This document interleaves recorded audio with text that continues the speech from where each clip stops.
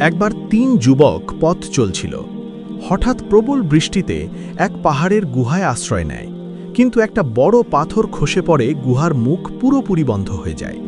তারা বলল, চলো নিজেদের খাঁটি সৎকর্মের কথা স্মরণ করে আল্লাহর কাছে দোয়া করি। প্রথম যুবক বলল, হে আল্লাহ, আমি বৃদ্ধ বাবা মা আর ছোট বাচ্চাদের জন্য দুধ দহন করতাম। একদিন ফিরতে দেরি হলে দেখি তারা ঘুমিয়ে, বাচ্চারা কাঁদছে, তবু আমি প্রথমে বাবা মাকে দুধ না দিয়ে অপেক্ষা করলাম। ভোর হয়ে গেল।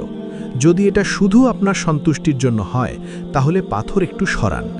আল্লাহ পাথর একটু সরিয়ে দিলেন। দ্বিতীয় যুবক বলল, হে আল্লাহ, আমি আমার চাচাতো বোনকে খুব ভালোবাসতাম। একদিন তার কাছে খারাপ কাজ চাইলাম। সে 100 দিনার চাইল। টাকা জোগাড় করে গেলাম, কিন্তু সে বলল, আল্লাহকে ভয় করো, আমার সতীত্ব নষ্ট করো না। আমি উঠে চলে এলাম। যদি এটা আপনার জন্য হয়, পাথর আরও সরান। পাথর আরও সরে গেল।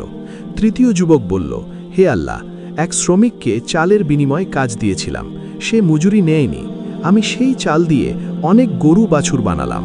পরে সে এলে আমি সব গরু রাখাল তাকে দিয়ে দিলাম। যদি এটা শুধু আপনার সন্তুষ্টির জন্য হয়, বাকি পাথর সরিয়ে দিন। আল্লাহ পুরো পাথর সরিয়ে দিলেন। তারা মুক্তি পেল। খাঁটি এখলাসের সৎকর্মই অসম্ভবকে সম্ভব করে। আল্লাহ আমাদের সবাইকে এমন আমল দান করুন। আমিন।